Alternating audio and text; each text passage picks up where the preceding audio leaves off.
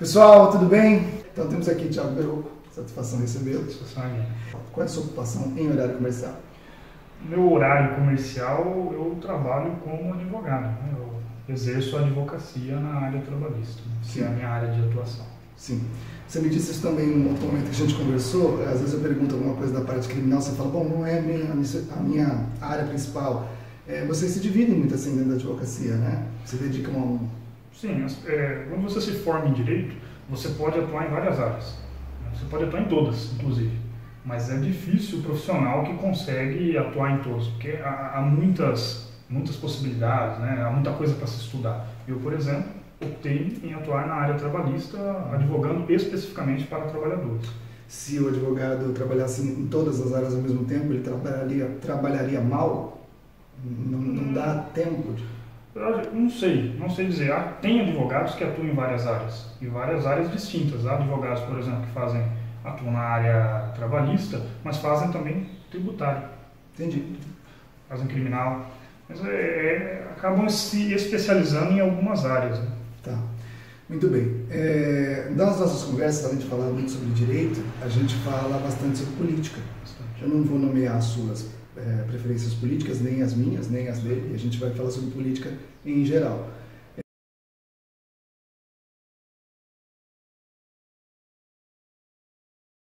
Aqui, num outro papo, a gente falou muito sobre direita e esquerda, aqui quando o Marcelo estava aqui. Como você vê essa questão de direita e esquerda dentro do país? É uma pergunta que pode me colocar... Não precisa responder. Não, a questão da direita e da esquerda, né? Eu acho que você precisaria definir, né, o que é direita e o que é esquerda. Nos ajude. Eu definiria a direita como um campo, né, um grupo de pessoas, de movimentos, que atuam em favor daqueles que estão no poder ou daqueles que detêm o poder econômico. Ao passo que a esquerda, em tese, deveria ser aqueles que defendem os que são explorados por aqueles que estão no poder. Defendem de várias formas. No meio sindical, defendendo os direitos da classe trabalhadora. Nos movimentos sociais, poderia citar aqui, por exemplo, o MTST, lutando pela moradia dos trabalhadores, das pessoas que não têm onde morar, né? E aí as ocupações de prédios que pertencem ao grande capital e estão ali por uma questão de especulação imobiliária, né? A luta do MST, que é ocupar e não invadir, né? Ocupar terras improdutivas, devolutas, griladas principalmente, né? Há muitas terras griladas por grandes latifundiários nesse país. Eu definiria esquerda e direita mais ou menos desta forma, né? A esquerda é aqueles que lutam pelo direito dos pobres, dos explorados, a esquerda, né? A direita, aqueles que defendem o direito dos poderosos, dos ricos. Isso acontece hoje no Brasil? Isso é bem claro? Isso é bem dividido? Segundo a sua opinião? Isso acontece hoje no Brasil. Essa dividida, essa direita e esquerda, elas têm consciência de cada um do seu papel? Elas têm consciência, cada um do seu papel. O que acontece é que dentro da esquerda e também dentro da direita, você tem várias correntes, várias divergências, várias linhas de pensamento, né? E isso acaba confundindo um pouco, mas há várias tendências, várias linhas de pensamento, tanto dentro da direita como dentro da esquerda. E aí você tem esquerda, centro-esquerda, né? O PT, por exemplo, talvez seria, e aí já entrando talvez na questão de partido, talvez tenha nascido com um ideal puramente de esquerda, e talvez tenha governado como centro-esquerda. Você tem a direita, propriamente dito, a extrema-direita, né? E tem o pessoal que é mais para o centro. Então, talvez isso não fique muito claro. Isso talvez deixe os papéis, confunda um pouco os papéis. Sim. Você na sua fala quer dizer que o governo federal que passou, que era do PT, não foi esquerda completamente? Não foi um governo de esquerda, como poderia ter sido, por exemplo, o governo do Chaves. Eu diria até o governo do Maduro, Evo Morales. O governo Lula talvez tenha sido, na minha concepção, o melhor governo que nós já tivemos nos últimos 500 anos. Nós estávamos na linha da pobreza, né? Mais que Juscelino? Mais que Juscelino. Nós tínhamos nesse país, o Brasil, durante muito tempo esteve um país onde as pessoas passavam fome, as pessoas morriam porque não tinham o que comer. O Lula conseguiu tirar o Brasil do mapa da fome. Ele conseguiu tirar o Brasil do mapa da fome. Conseguiu dar oportunidades para as pessoas estudarem, para as pessoas terem um trabalho. Tanto é que você analisa os dados, os números, o nível de emprego no governo Lula baixou, o nível de desemprego baixou drasticamente. Né? Mas a que custos? Como assim, a que custos?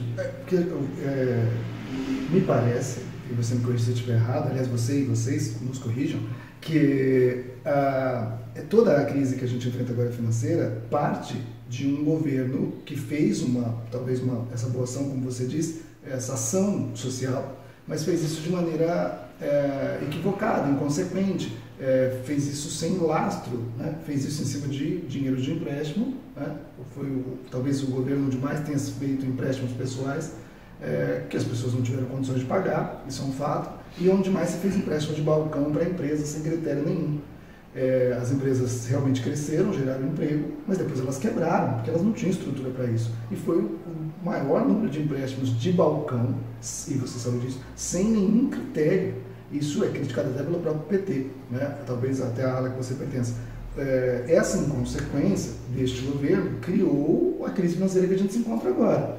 É fato que o desemprego caiu e as pessoas saíram da linha da pobreza, isso é um fato. Mas a que custas, né? A crise que a gente enfrenta hoje não é um fruto desta política?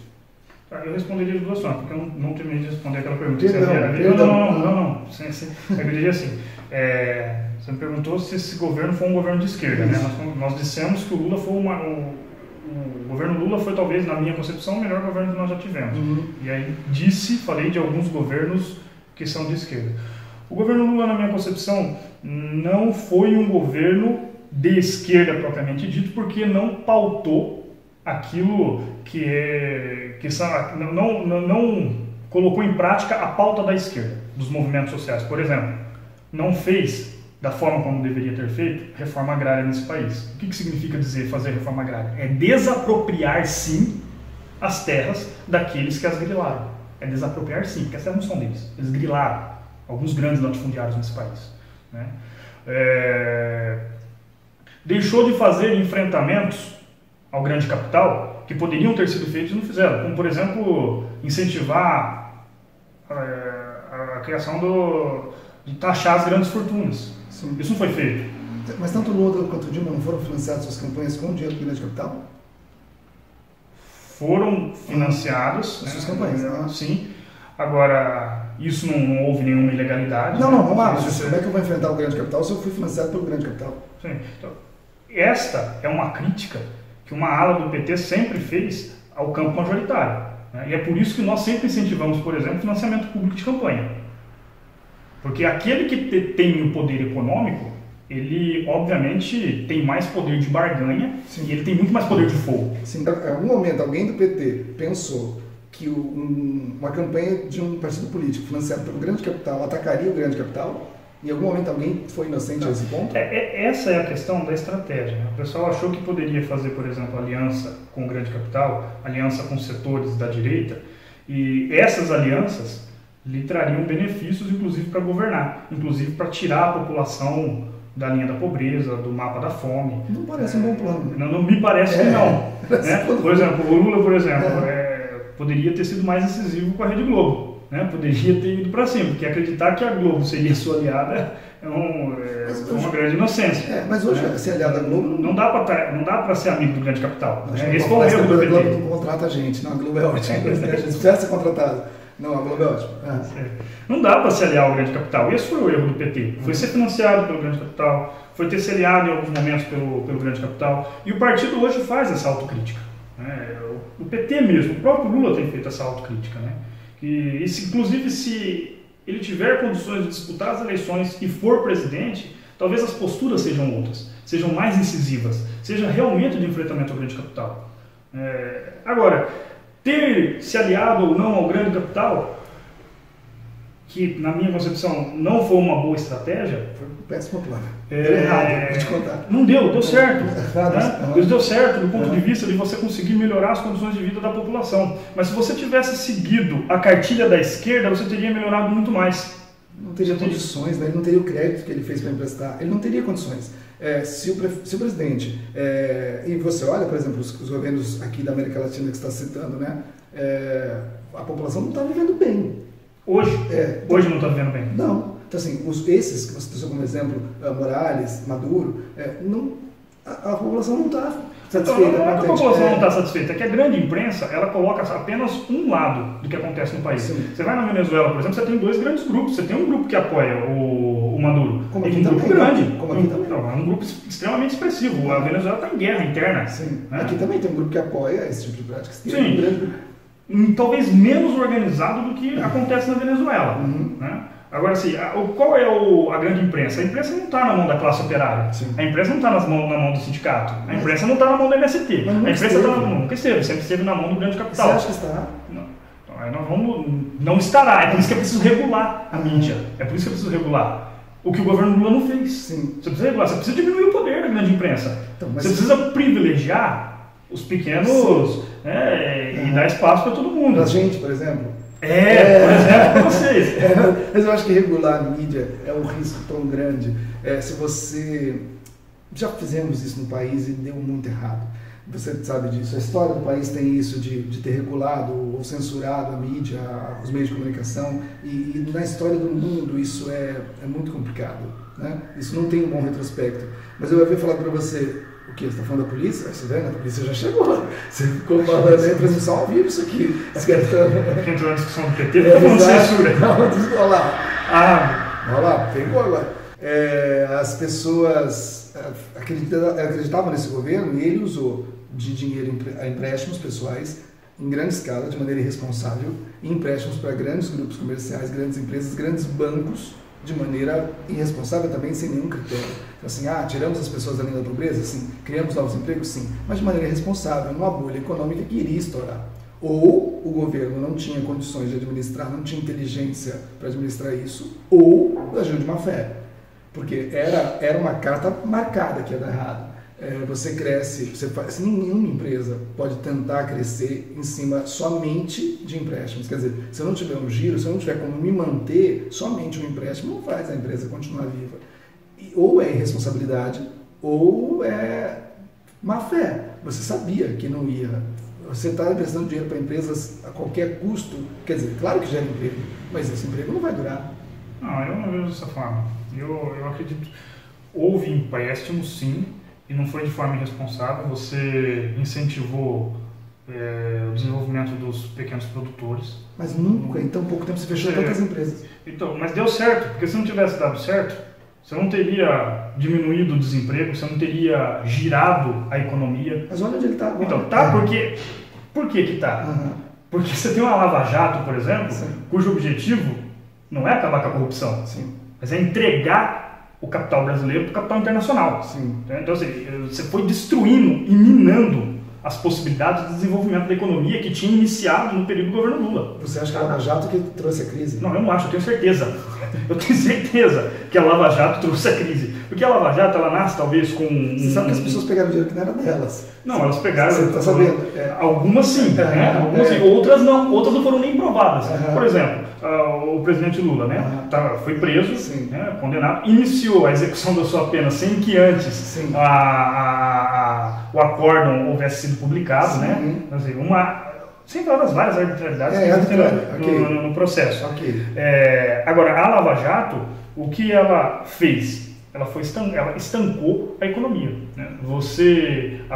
A Petrobras, por exemplo, ainda sendo um grande patrimônio do Brasil, ela ajudava a movimentar a economia cada vez mais. Então, mas tinha muita gente ganhando mais que a economia, né? Tinha gente se beneficiando muito mais particular do que no coletivo. Sim, inclusive do PSDB. Sim, do PSDB, do PMDB. O problema é que... Por exemplo, independente, eu queria que não roubasse. Não, o problema é que não é independente. O problema é que essas pessoas... que não roubassem ninguém. Eu também, eu queria que ninguém fosse roubado. E eu queria que os que roubassem realmente estivessem atrás das grades. Porque os que roubaram não estão atrás das grades. Você tem uma série de denúncias que não são jamais saberíamos. Se não tivesse a Lava Jato, não saberíamos. Se não tivesse a Lava Jato, talvez a economia estaria num patamar diferenciado do que nós estamos hoje. Se nós tivéssemos um tipo de investigação menos imparcial como essa que nós estamos tendo, talvez essas pessoas realmente estariam na cadeia. Talvez aqueles que roubaram realmente estivessem na cadeia. Mas aí você fala de o capital estrangeiro, a Lava Jato quer entregar as coisas do capital estrangeiro. Mas você está dando o exemplo de um governo que é bom, que não houve em outro momento bancos nacionais de capital nacional sendo vendido para capital estrangeiro com plena aporte e chancela do governo. Quer dizer, claro que tem capital estrangeiro. Os bancos se tornaram bancos estrangeiros muito dentro do país. E aí o cara que tem um banco dentro do país, que tem um capital que faz girar, ele não está nem aí para a economia, ele não é daqui. Então, se um presidente também é permissivo nesse sentido de deixar, e aí o problema não é a Lava Jato que vai entregar o capital estrangeiro, é quando eu permito que o sistema bancário, o sistema monetário do meu país, sofra lobby, sofra pressão de capital estrangeiro. E não houve nenhum outro governo na história uma maior convivência com isso, um governo mais permissivo nesse sentido do que o governo do PT, Dilma, Lula. Agora, entender que a Lava Jato entrega o capital estrangeiro, o capital nacional para o estrangeiro, é esquecer isso, que houve essa passividade. Então, mas eu estou falando aqui, às vezes fala assim, ele está falando da cabeça dele, mas não é uma coisa da minha cabeça. Tem um livro, eu até recomendo, né, do Gessé Souza, o sociólogo. Ele escreve um livro que se chama assim, A Elite do Atraso, da escravidão à Lava Jato. Recomendo esse livro. Essa é uma análise que ele faz e muito bem elaborada. Né?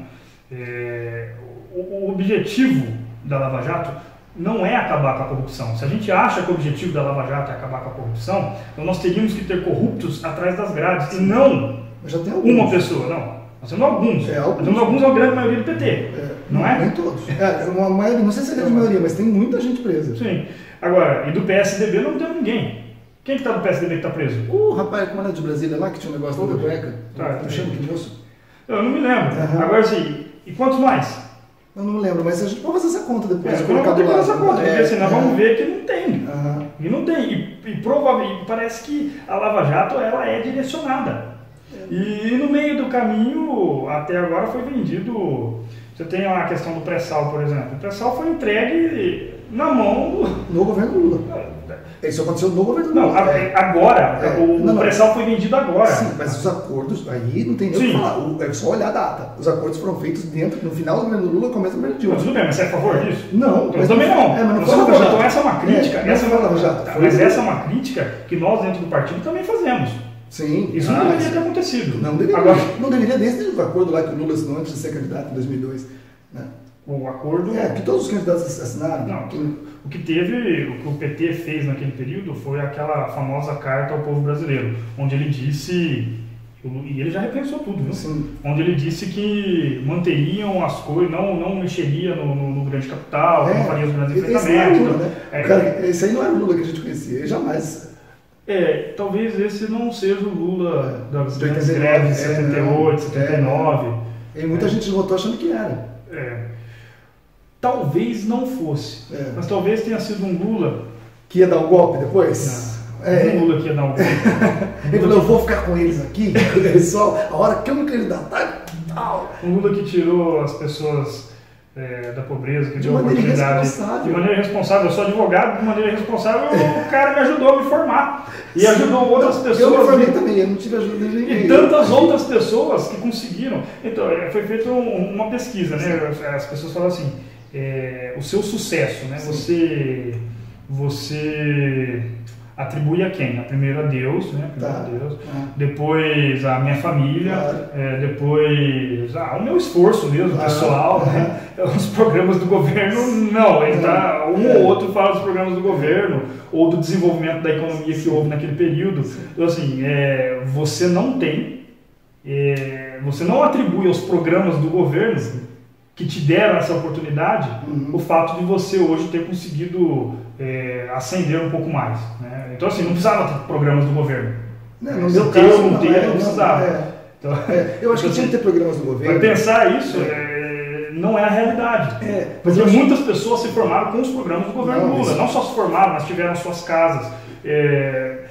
Tiveram muitos lugares desse país, não tinha luz, não tinha energia elétrica, as pessoas... Você já viu aquela história que no século XXI. O dono da granja de porcos, ele seria sempre eleito, mesmo ele matando um porco todo mês, porque ele dá comida. Assim, essa ideia não me atende. Quer dizer, você acaba com uma economia, quer dizer, estrutura todo o sistema econômico de um país, coloca um país em crise. Mas eu tirei gente da miséria. Quer dizer, mas eles estão indo para lá de novo, porque foi uma maneira irresponsável. Se o país não tiver uma reversão agora na situação econômica, quer dizer, o pré-sal, que era o grande achado do país, que foi entregue no governo Lula. E no governo Temer. Também. Então, assim, não estou nem a favor do Temer. Sim. Mas ninguém tá. Vou falar do Temer aqui, eu não vejo ponto nenhum, porque ninguém gosta do cara. Então, assim, eu não estou a favor. Eu estou dizendo assim, achar que o governo Lula foi o melhor governo de todos os tempos no Brasil, não olhar os dados. Porque, assim, é um governo que foi irresponsável, fez crédito de balcão, incentivou o crédito pessoal e as pessoas entraram realmente num processo que ou é isso, não tem outro jeito. Ou era irresponsável, ou não sabia o que estava fazendo, ou estava de má fé. Porque é lógico que se eu te empresto dinheiro agora e para todas as empresas, e o cara vai fechar as empresas porque ele não tem o menor know-how para continuar com isso, eu vou dar com quantos comércios abriram e fecharam, quantas pequenas e médias empresas abriram e fecharam, mas é lógico que iam fechar. Eu não dou estrutura, eu dou o dinheiro emprestado, gera esse emprego, ele não vai existir daqui. Toda empresa demora pelo menos 2 anos para se firmar no mercado, e foi exatamente o tempo dos empréstimos. Você tem exatamente, as empresas foram quebrando, isso vai quebrando a economia como um todo. As empresas foram quebrando, porque a Lava Jato foi quebrando... Não foi, isso nem foi a Lava Jato. As empresas quebram muito antes da Lava Jato começar, muito antes as empresas quebram. Tanto que se a eleição do Lula, se fosse mais um ano para eleger o Lula, mais um ano não fosse o segundo governo, eu acho que ele não teria entrado. Porque as empresas começaram ali, no final do governo dele, a degringolar de uma forma... Não, essa história não é verdadeira. O Lula, mesmo atrás das grades hoje, talvez ele seja... Se você olhar os dados e olhar a pesquisa, o Lula ainda hoje está no primeiro lugar. Se as eleições fossem hoje, ele ganhava. Ele ia para o segundo turno como o candidato mais votado. No segundo turno, ele ganhava de lavada. Sim, porque isso está muito ruim, né? Então, se está ruim, então o Lula tem que voltar para resolver o problema que ninguém conseguiu resolver, que tinha sido resolvido no governo dele. Resolveu? Resolveu, porque você colocou um band-aid num cano que estava furado. Aí a história era a seguinte, governo do PT, governo corrupto, esses corruptos têm que sair daqui.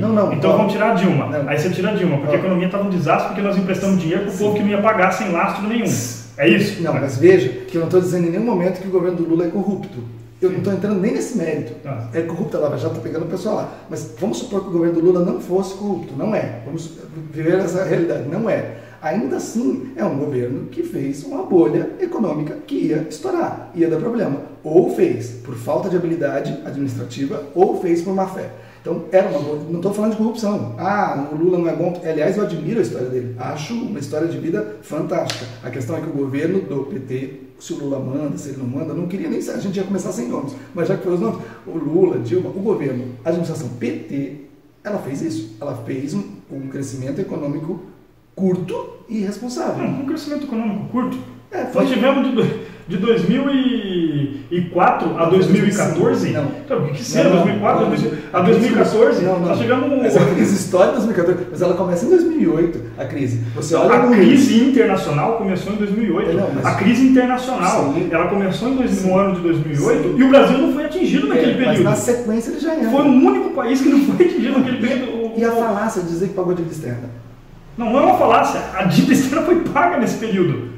Ela foi transferida para os estados. É só olhar os números. É uma falácia, é uma mentira sem tamanho. Uma coisa é falar que a dívida externa foi paga. Outra coisa é dizer que nós temos um endividamento público, a dívida interna ela sobrecarregou os estados. Não se pagou nada. Só sobrecarregou os estados. É uma falácia. Não é verdade. Não, mas assim, aí eu te pergunto. Sabe o que é legal que eu gosto de você? Eu te pergunto assim. O governo Lula não foi o melhor governo. Com certeza não. O governo Dilma foi pior. Muito pior. O que foi um governo bom? Não me fale de Juscelino. Eu estou falando do governo de 1990 para cá. Você sabe que a ideia não foi um governo bom, mas a ideia não era você acabado agora nos comentários aqui desse vídeo. A ideia não era ruim. Eu acho que um governo, você fala, um governo de esquerda vai assumir o poder. A atitude, e você vai ver a quem eu estou me referindo, a atitude que o governo deveria tomar hoje, o Cícero foi eleito presidente, vamos nessa, o Cícero foi eleito presidente, vamos pegar isso, o Cícero foi eleito presidente, eu estou viajando, mas o que eu faria? Hoje eu acho que a solução para o país sair da crise que se encontra, quem sou eu para falar de solução, que nem de economia eu entendo nem nada, mas o meu leigo olhar diz o seguinte, chame os bancos e diga a eles, senhores bancos queridos, que não patrocinar a minha campanha, porque senão eu não posso nem pedir nada para eles. Vamos estatizar todos vocês. Não. Primeiro, não patrocine minha campanha, primeiro de conversa, porque eu quero pegar no pé de vocês depois. Depois de eleito, eu diria a eles, os senhores, seu Itaú, seu Bradesco, vocês precisam ganhar um pouquinho menos, você morder um pouquinho menos a população. Tem como vocês ganhar um pouquinho menos nos juros aí pra gente? Eles vão falar, eles vão, não, porque eu ganho disso e tal. Eu falo, não, mas eu vou fazer um programa que vai ser legal. Então tá bom, mas se você tirar meus juros, o povo vai tirar o dinheiro todo do banco. Eu falei, não vai porque eu vou prender o dinheiro lá. Entendeu? Essa ideia não é de toda ruim, mas ela não teve apoio, porque parecia que era maluquice. Mas não há um outro caminho, você precisa dar um lastro, como a gente falou, para o banco. Seu dinheiro vai ficar aí, só que você precisa diminuir esses juros, para a economia poder se organizar. Porque a economia, diferente do universo, das coisas naturais, que a tendência do universo é o caos, né? A tendência da matemática, da economia é a organização. Ela tende a ser organizada, porque todo mundo quer comer, quer vestir e tal. Então, ela tende à organização. Se eu conseguisse, ao meu ver, equalizar essa balança, a coisa ia andar melhor. E não foi feito pelo governo do PT, até porque foi financiado por grandes bancos, que tiveram superávit sempre dentro da crise. Os bancos que financiaram a campanha tiveram 3 anos seguidos de superávit dentro da crise. Você sabe para que serve o dinheiro público? O dinheiro público é para ser usado com o público. Sim. Para ser usado com as pessoas. Sim. O dinheiro público é para ser gasto. Sim. O dinheiro público gasto o máximo possível. O máximo possível. Mesmo que você tenha que endividar o país. O máximo possível para tirar as pessoas. Sabe que a Austrália devolve o imposto das pessoas que não vão usar. Posso até devolver. Devolve. O máximo possível. Uhum. E se você for endividar, você taxa as grandes fortunas. Você tira dinheiro de quem tem e coloca aqui, porque quem tem as custas de quem não tem. Então tem que financiar um pouco. E tem que financiar o Estado. Sim. E o Estado, o dinheiro do Estado tem que ser usado para aqueles que do Estado necessitam. Sim. O máximo possível. O máximo. E há teorias econômicas, eu também não sou economista. Não somos. Aqui nós só estamos especulando. Lógico. Né? Tanto que nosso bolso está cheio de dinheiro.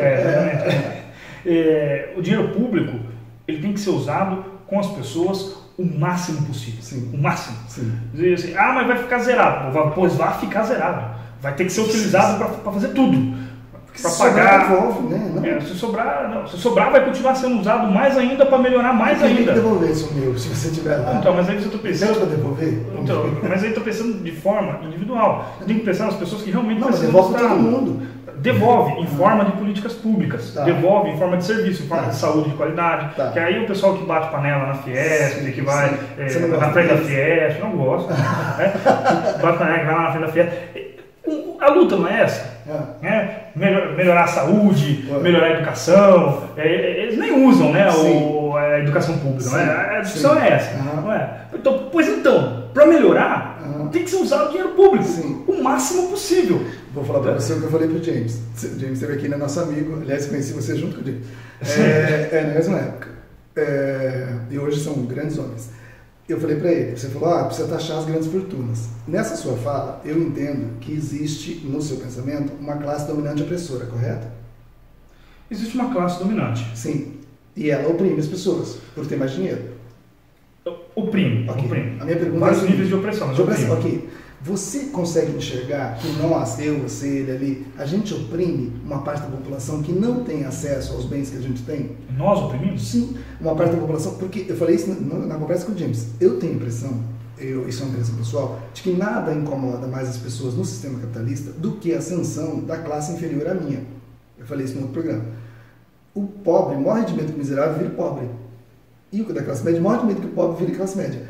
Porque a gente está oprimindo muita gente. A gente pode chegar lá na minha conclusão, nós estamos vestindo camisas aqui, que a gente comprou na loja, que custou um pouco, você está com um sapato bonito. Tem gente que não tem condições de fazer isso. É que é o ônus da profissão, eu não posso chegar no fórum de camisa pela polo. Mas o cara não deixa. Sim, o cara não tem condições de comprar. Às vezes o cara tem um problema no olho, mas não tem como comprar o óculos. E você compra. E não só, se esse aqui não tá bom, eu troco. Então, eu comprei esse aqui, ó. E esse aqui, eu tive condições de comprar. Sim. A quem não tem condições de comprar, Sim. o Estado tem que fornecer. Sim, mas quando ele não fornece, você não acha que você oprime ele de alguma forma? Não, o Estado tem que fornecer. Não, eu tenho que lutar. Mas enquanto isso não sempre... acontece, você não acha que você está oprimindo essa pessoa de certa forma? Esse cara tem menos que você. Eu estou oprimindo porque eu comprei um óculos e uma ele não pergunta, teve condições. Não, eu não acho. Você não acha? Eu não acho que é uma relação Tá. de opressão porque eu estou usando um óculos Tá. e ele não teve condições de usar. Tá. Eu acho que existe uma exploração. Tá. Esse cara, tem um teórico que diz o seguinte: não existem pessoas pobres, existem pessoas empobrecidas. Sim. As pessoas tiraram, o dinheiro daquela pessoa foi tirado. Porque você... Não tirado, não foi nunca dado. Exatamente. Nunca foi porque dado. assim, para que você tem o PIB, né, o Produto Interno Bruto. Sim. Né? Para que alguém possa ter muito, é necessário que outros tenham um pouco. Não tem como. A divisão é essa, não fecha a conta, entendeu? Exato. Então assim, para que todo mundo possa ter a mesma quantidade, você tem que dividir o dinheiro. Sim. Então aquele que tem muito Sim. vai ter que dividir com aqueles que não têm. Então. Aí como é que você divide isso? E a gente também teria que dividir com quem tem menos que a gente, não? Então, a gente também, numa questão de solidariedade. Sim. Mas se eu tenho o suficiente apenas para conviver com a minha família, o que eu posso fazer para aquele que não tem é uma caridade. Sim. Agora, aquele que tem muito, Sim. não é uma questão de caridade. Sim. Aquele que tem muito tem que dividir aquilo que ele tem. E como Mas é que ele vai dividir? mas Você vai bater na porta dele e vai falar assim: ô coleguinha, ô banco, ô Itaú, vocês podem dividir o que vocês têm com os pobres? Não, não podemos. Então o que a esquerda deveria fazer? Não, ninguém vai querer. O que a esquerda tinha que fazer? Organizar a classe trabalhadora, não. Isso aqui já a classe trabalhadora, organizar a classe trabalhadora e fazer as lutas sociais que precisam ser feitas para que esse dinheiro possa ser dividido. Nós não estamos em condições objetivas para que isso aconteça. Sim. Eu falaria até que nós precisaríamos fazer uma revolução social e tudo mais. Uma revolução social. Agora, a questão é a seguinte: não temos condições objetivas para que isso aconteça. Talvez esse nem seja o melhor caminho. Não estou dizendo se é ou se não é, estou dizendo que talvez não seja o melhor caminho. Então o que você precisa fazer? Você precisa de um governo forte que faça com que aquele que tem grande dinheiro, aquele que tem grandes fortunas, divida a fortuna que ele tem com aqueles que não têm. Porque é uma lógica. Se tem muito dinheiro, nós já dissemos isso aqui. Sim. Se você tem muito dinheiro e você tem aquele que não tem nada, aquele que não tem nada é porque está concentrado aqui. Sim. Tá? Sim. Então, isso que está concentrado aqui tem que ser dividido entre todos. Para que isso aconteça, senão não vamos fazer revolução, você tem que ter um governo que diga: olha, nós vamos dividir. Um governo forte que faça isso. Sim. Que é talvez o que o governo do PT não fez. Sim. Aí nós voltamos àquela questão do óculos: se eu estou oprimindo o cara ou não. Não estou oprimindo. Sim. Quem está oprimindo é o dono do capital, aquele que impede a pessoa de ter aquele óculos. Sim. E como é que nós poderíamos fazer isso se você não consegue arrancar, você não consegue dividir a riqueza dos ricos entre os pobres? Sim. O que nós poderíamos fazer? Políticas públicas. Tá. E como é que você faz políticas públicas? Com dinheiro do Estado. Então o Estado tem que fornecer para aqueles que não têm o máximo possível. Tá. Não para que aquela pessoa se acomode naquilo, mas para que ela possa ter um patamar mínimo. Tá. Talvez igual ao meu, Tá. igual ao seu, igual ao de tantas outras pessoas, da classe média inclusive, que têm condições. Sim. É culpa do pobre ser pobre? Não é culpa do E pobre. é culpa do rico ser rico?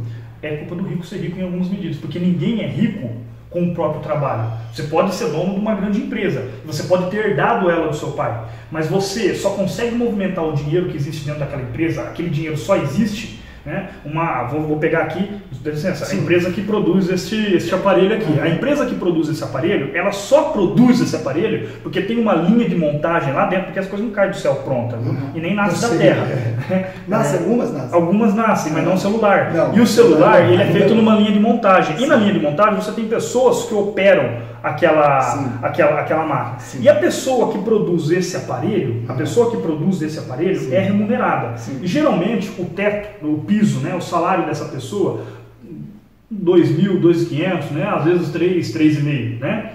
3,5. Estou dizendo ainda, estou falando que eu acho que é muito. Né? Mas a pessoa que ganha 3,5, ela produz no dia, não é um celular, não são dois, não são três, são muitos celulares. São muitos. Né? Que no dia, que ultrapassa os R$3.500 que ela ganha. Quando ela ganha R$3.500, ultrapassa. Sim.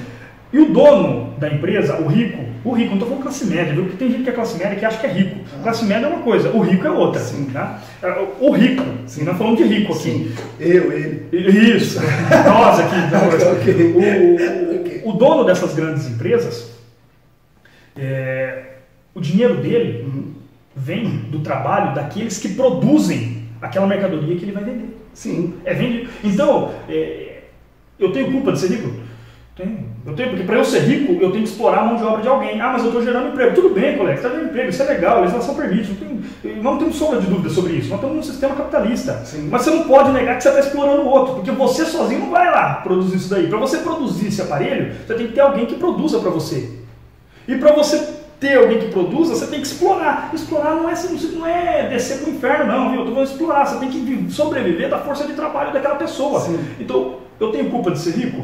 Qual é a minha culpa? A minha culpa é explorar o trabalhador, não pagar para o trabalhador aquilo que ele realmente produziu. Sim. O cara que trabalha nessas grandes montadoras, na Honda, na Mercedes e tantas outras que existem, né? Nas grandes montadoras de carro.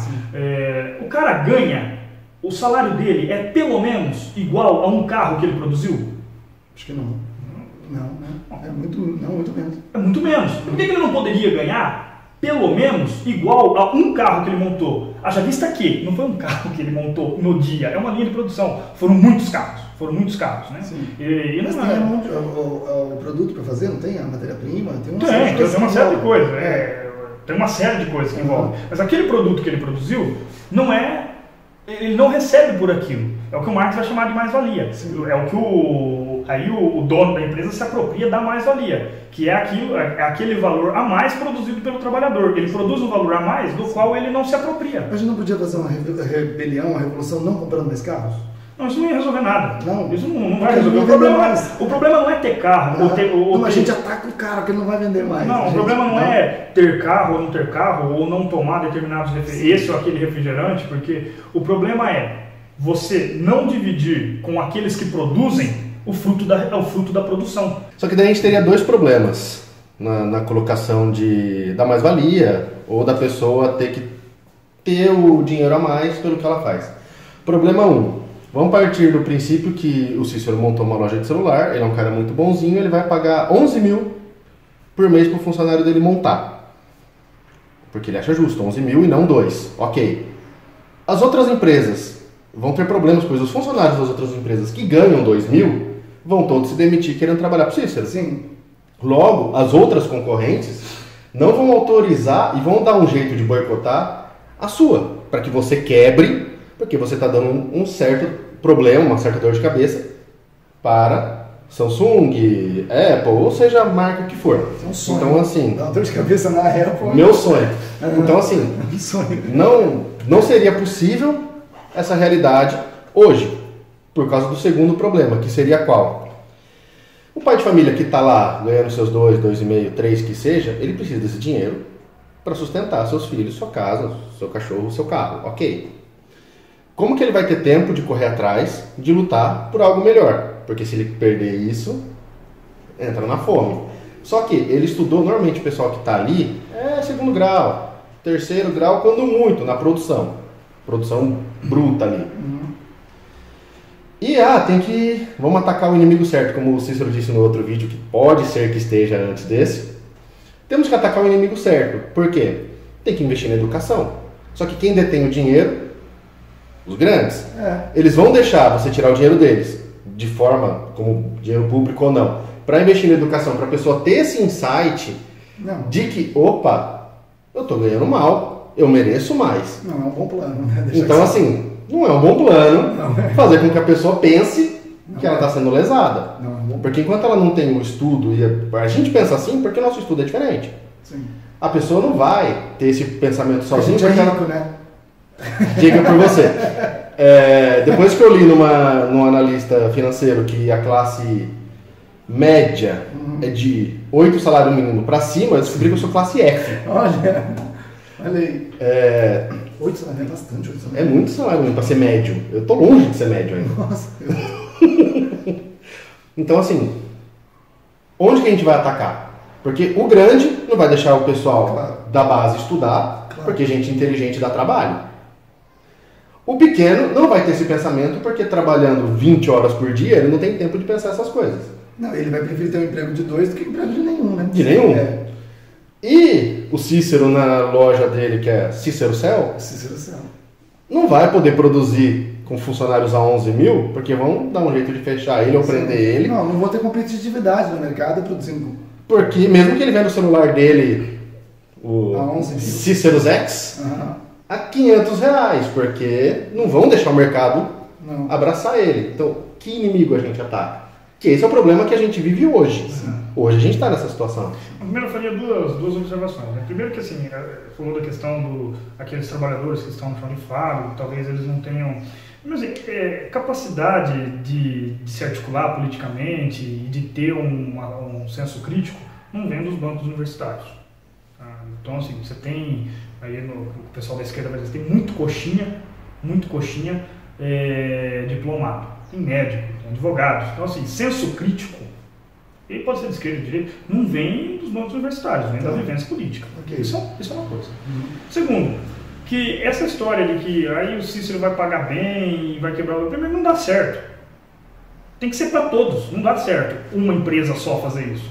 Você tem que mudar o sistema. Você sabe que esse capital não existe, né? Porque o capital ele é imutável. Tem o capital fictício, tem o capital financeiro, então, isso pode até dar problema. Ele não existe. Não dá para você pagar uns e-mail para todo mundo, todas as fábricas, esse salário que ele está falando. Não, dá, lógico que dá. Isso dá para fazer, é óbvio que dá. Você tem uma empresa que vende carro a 40 mil, você é um carro popular, e ela produz a cada 3 minutos um carro, dá para pagar 11, dá para pagar até 20. Ela tem que comprar o ferro, ela tem que comprar a borracha. Fora o imposto que ela tem que pagar. Isso aí está incluso. Isso aí está incluso. Tem no o imposto sobre a folha de pagamento. Que hoje chega a 80% do valor da folha. Não, então, aí que tá. Esse é o discurso... Gosta assim, eu gosto de cutucar também. Esse é o discurso que justifica, por exemplo, a reforma trabalhista. Que tem justificado que você tem que modernizar as relações de trabalho para gerar emprego.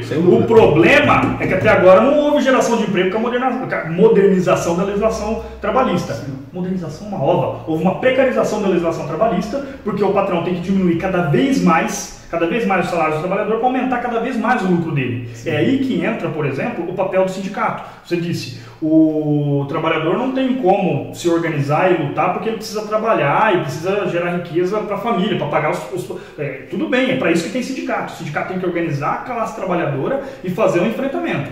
Porque a riqueza, o dinheiro do patrão não vai ser dividido entre todos por bondade do patrão, vai ter que ter pressão. E essa pressão vem do movimento sindical, vem da organização da classe trabalhadora. É para isso que serve. Você tem que mudar o sistema. Nós não temos força hoje para mudar o sistema. Então o que nós temos que fazer? Nós temos que lutar com as armas que nós temos. As armas que nós temos poderia ser o governo, então um governo de esquerda, né? A esquerda toma o governo, se elege, taxa as grandes fortunas, divide a riqueza. Você sabe, né? Já se elegeram e deu ruim. Não deu ruim. As pessoas saíram da linha da mapa da linha da pobreza. Estão voltando porque esse governo. Estão voltando porque está retirando direitos sociais, está fazendo reforma trabalhista, querendo fazer a reforma da Previdência. Então, errou lá, agora não está errando. Não está errando também. Não está errando também, não está tentando consertar nada. Mas é um erro que, assim, você empurrou uma pecinha do dominó, isso vai acontecer, sistêmico isso. E o erro cometido pelo governo, os 2 anos de governo PT, ainda vai surtir muito efeito no próximo candidato candidato. Mas vai mesmo. Você tem cada vez mais políticas de atraso social, é claro que vai piorar. Mas não vai tem triplicar o negócio. Atraso social. O Lula vai ter que voltar para resolver o problema que esse pessoal está fazendo aí. Eu ia falar que não, mas deixa o Lula se candidatar. Mas olha assim, hoje o que se fez nos gastos públicos, por exemplo, não que você já falou, e o que está se fazendo na relação trabalhista é porque, isso é um erro que não é nem anterior ao Lula, anterior ao Collor, a nossa economia não se sustenta com dinheiro próprio. Você tem que atrair o capital estrangeiro. E qual que é o problema disso com a reforma trabalhista? Não, isso é para que o mercado, para que a pessoa produza no país, seja de forma mais interessante. Para que os encargos sejam menores. Essa é a justificativa. Não tem nada de interessante. O que acontece todo dia e sistematicamente na Justiça do Trabalho, são empresários que não respeitam, não são todos, mas uma grande maioria que não respeita a legislação trabalhista. Você tem trabalhadores que são demitidos e não têm as verbas rescisórias pagas. O que são as verbas rescisórias? São os direitos que eles têm para receber. Você tem trabalhador, e muitos que estão assistindo esse vídeo, que trabalham e não recebem, a empresa não deposita o fundo de garantia. Esse é o mínimo. Então, assim, qual que é a justificativa? A justificativa, para melhorar as condições do país, né, eu tenho que retirar o seu direito, trabalhador. Só que eles não podem fazer esse discurso. Eles não podem fazer esse discurso que eu tenho que retirar o seu direito. Porque se ele falar que tem que retirar o direito do trabalhador, ele não vai ser eleito na próxima eleição. Então ele tem que fazer o discurso da modernização da legislação trabalhista. Você moderniza. O que significa dizer? Você retira direito do trabalhador. Você dificulta o acesso do trabalhador à justiça do trabalho quando ele é lesado e precisa procurar justiça para entrar com uma reclamação trabalhista contra o patrão. Então, nós demos várias voltas, né? Nós tínhamos chegado... Mas deixa eu te falar. Mas está ótimo. Só para dar mais uma volta, mas muitos processos que até eu acompanhei em questão de consultoria de RH e da parte de leis, que assim, às vezes o próprio sindicato está perdido na função dele. Por quê? Porque, por exemplo, ramo de fast foods, restaurantes, vamos para esse exemplo. O sindicato, na convenção sindical, vem falando A, você pega na CLT, está falando A, porém na linha de baixo está falando um direito a mais. Por exemplo, mulher a cada 15 dias folgar, tudo mais. CLT ou da CLT, convenção? Da CLT. Folga a cada 15 dias para mulher no domingo, folga para homens uma vez por mês no domingo. Aí vem o sindicato, todo funcionário uma folga por mês no domingo. Aí o sindicato coloca isso, o patrão segue, chega no final, a funcionária processa, porque não tinha esse direito. Eu segui o sindicato me deu. Isso também... Porque muitas vezes o sindicato acaba, eu luto pelo funcionário, mas é financiado não pelo funcionário, entendeu? Isso pode vir a acontecer. Tá, aí são duas questões novamente. A primeira delas é a seguinte: sindicato existe para lutar pelo direito dos trabalhadores. O sindicato que não luta pelo direito dos trabalhadores é sindicato pelego. E o que nós mais temos hoje são sindicatos pelegos. Sindicatos que não representam a classe trabalhadora. E eu vou falar aqui abertamente. Você tem em Americana, você tem o sindicato que representa os trabalhadores lá de vários ramos, por exemplo, da tecelagem. Que não representa. Você não tem greve na categoria, faz muito tempo. Como é que vai aumentar o salário do trabalhador se não tem greve? Não vai aumentar, porque o patrão não é bonzinho. Você tem que fazer o enfrentamento. Você tem... Nossa, eu poderia falar uma porrada de sindicato aqui, mas você tem sindicato de luta. Você não pode colocar todo mundo no mesmo saco, balançar e falar, não presta. A segunda questão, convenção coletiva. Eu não sei, eu precisava dar uma olhada. Convenção coletiva, antes da reforma trabalhista, geralmente, ela aumenta os direitos que existem na CLT, porque ela não podia baixar. A convenção coletiva aumenta os direitos dos trabalhadores. Agora, com a reforma, antes da reforma isso não existia, não pode, porque existe um princípio no direito do trabalho, e esse princípio tem que ser respeitado, e ele não é só uma questão de respeito, ele é que rege as relações. Antes não, você tinha uma convenção que diminuía o direito do trabalhador que estava na CLT. O trabalhador pode entrar com uma reclamação trabalhista, ele entra com a reclamação trabalhista e pleiteia aquilo que lhe é de direito. Não pode ter uma convenção que diminui o direito do trabalhador. Depois da reforma isso mudou. Agora, depois da reforma, você pode diminuir o direito do trabalhador através de convenção. E como você tem sindicato pelego, você vai diminuir. Esse é o grande problema, é o chamado negociado sobre o legislado. Essa história do negociado sobre o legislado era uma pauta que estava no Congresso há muito tempo que eles não conseguiam aprovar. Porque você tinha um governo petista que provavelmente barraria isso, não deixaria isso passar. Agora abriu as portas assim no lugar. Agora a gente tem pouco tempo, mas eu acho ótimo. Você está aqui, está cansado. Isso é o seguinte, existe numa realidade hipotética, num cenário hipotético, que as pessoas tivessem salários equivalentes. Isso aconteceu, eu não tenho o século exato, mas depois eu procuro se é 13 ou 16, acho que é 13, porque faz muito tempo. No século XIII, na Inglaterra, houve um momento em Londres, nas imediações, que as pessoas tinham salários equivalentes. Isso aconteceu. O que houve é que não tinha mais ninguém para coletar o lixo das casas e ninguém para limpar as latrinas. Não tinha mais esse tipo de pessoal, porque ninguém queria, porque todo mundo era mais ou menos equivalente. A possibilidade hoje de geração de empregos, de um Estado forte que possa associar as pessoas, só existe dentro do capitalismo. Dentro do capitalismo. Por N motivos. Essa realidade hipotética de todo mundo parelho, ela não se vinga, né? Ela não dá. Mas isso não é uma questão do capital, eu acho que isso está anterior ao capital. Esta possibilidade das pessoas serem equivalentes no seu poder de compra se dá na pólvora. Lá na pólvora, na invenção da pólvora. A hora que a pessoa tem mais poder de fogo contra você, quer dizer, você acha que isso aqui é meu, então quer dizer, meu filho vai herdar, o fulano vai herdar, não é exatamente culpa dele, eu penso. Então eu herdei, porque eu cerquei, eu grilei, eu tinha arma para botar você para fora. Então eu acho que isso está antes do capital, isso está lá na pólvora. E eu não consigo enxergar, e essa é a minha última pergunta para você, uma sociedade diferente disso, onde vai ter pessoas mais ricas e mais pobres. Eu sou da direita? Não, Não, aqui. ok. Imparcial. Ah, ok. Um cara provocador, né? Fiquei bem no vídeo agora. Então, mas essa realidade hipotética não existe, existe? Existe. Ah. Essa realidade hipoteticamente com certeza existe. Hipotética, claro. Na prática ela até pode... hipoteticamente. Na prática ela pode existir. Provavelmente no século XIII, provavelmente essa questão não foi no século XIII, porque você ainda vivia num período feudal. Foi o desenvolvimento da sociedade em que todos passam a ter, né, salários equânimes, talvez depois da Revolução Industrial, depois do final do século XVIII. Acho que vou procurar. Isso provavelmente aconteceu e foi na Europa, né? Agora, sobre a égide de um sistema que é o sistema capitalista. A exploração do homem pelo homem não nasce no sistema capitalista. Você tem ela na Idade Antiga, né? Você tem ela na Idade Média, no período feudal, você tem o senhor feudal, você tem os servos, né? Você tem... a exploração do homem pelo homem não nasce no sistema capitalista. O problema é que ela é piorada nesse sistema. Nesse sistema, a propriedade privada é endossada.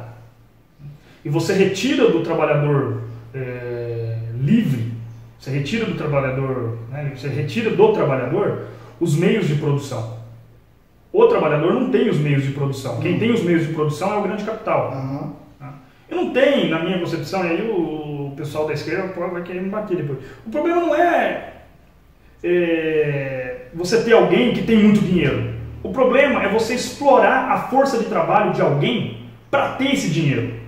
Você não pode viver disso. Mas não era só não ir, se não me explora, se eu não vou, você não me explora. Mas você não ganha dinheiro, porque essa sociedade era pautada nessa... Eu não vou ser explorado, então, eu não vou ser explorado, eu não vou sobreviver, eu não tenho alternativa. Ao mesmo tempo que nessa sociedade capitalista eu sou livre, eu não tenho escolha. A minha liberdade é de vender a força de trabalho para o dono do capital. Eu não tenho escolha nessa sociedade. Qual seria a possibilidade? Então, a possibilidade é aquela que hoje, infelizmente, não está dada, que seria uma revolução social. Ela não está dada. Essa possibilidade, não existe essa possibilidade objetiva. O que nós teríamos que fazer é dividir, são políticas públicas, cada vez mais fortes. Então você tem que ter um governo, e aí eu vou voltar de novo naquela história de taxar as grandes fortunas. Você tem que ter um governo que use o dinheiro público o máximo possível, que gaste o máximo possível com saúde, com educação, com as necessidades básicas da população, que dê oportunidade para todos. É assim que nós caminharíamos para uma sociedade menos desigual. Entendo. Muito bem. Para a gente encerrar, eu quero perguntar para você, eu pergunto para todo mundo. Não acabou essas perguntas? Não, porque eu pergunto para todo mundo que vem aqui. Por que você aceitou o convite? Eu aceitei o convite porque eu já imaginava que ia ter polêmica. Claro, aqui é assim, esse canal é... Eu gosto de polêmica. Americana, por exemplo, vai te pagar na pau. Eu aceitei o convite, Ed. Desculpa, Cícero, Ed, a gente é amigo. Porque eu acho que você é uma pessoa séria, que esse trabalho que você está desenvolvendo é um trabalho para ajudar na reflexão, não é para impor nenhum esse ou aquele pensamento, mas para ajudar no desenvolvimento crítico, né? Te conheço já faz um tempo e acho que é um trabalho sério, por isso que eu aceitei vir aqui. Sim. Eu agradeço muito sua vinda, você é um querido. Vocês podem colocar opiniões aí de vocês, não só opiniões, como corrigir algum dado que a gente falou aqui, eu sobretudo. Cícero, não é o que você está falando, é assim, veja este link, coloquem aí. Cícero, eu sei do assunto que vocês estão falando, quero que você fale comigo. Se disponha, sugira uma pauta, a gente vai falar com você. Então, eu não estou, como ele falou, não sou o dono da verdade, a gente está aqui para refletir. Por favor, nos corrijam. Não, Cícero, não é assim, assado, foi tal coisa. Falem mesmo. Ou se coloquem como sugestão de pauta, para ter que conversando com a gente precisa conversar. Tá bom? Agradeço. Até outro dia.